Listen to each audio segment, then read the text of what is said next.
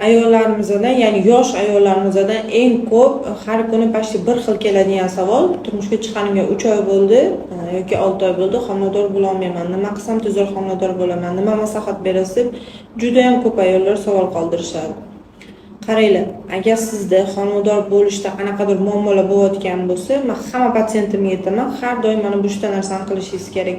Birinchisi, hayot tarzini to'g'irlash, ya'ni o'sha har kuni iste'mol qilayotgan fast food, gazirovkalar, energetikalar, shirinliklar, bular hammasidan voz kechish kerak. Tana vaznini har doim normada saqlash kerak. Har kuni kamida yarim soat, ya'ni 30 minut jismoniy mashq bilan shug'ullanishingiz kerak.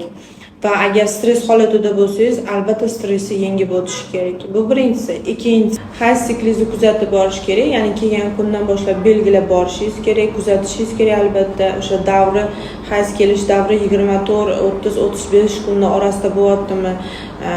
Kuzatilishi o'sha 5-7 kunning orasidami? Ovulyatsiya kuzatilyaptimi? Mana bularni o'zingizda kuzatib borishingiz kerak. Va nihoyat uchinchisi, albatta vrach ko'rigidan o'tishingiz kerak. Nima uchun? Vrach sizga to'g'ri tashxis qo'yib, tezroq homilador bo'lishingiz uchun to'g'ri lecheniya qilishi kerak.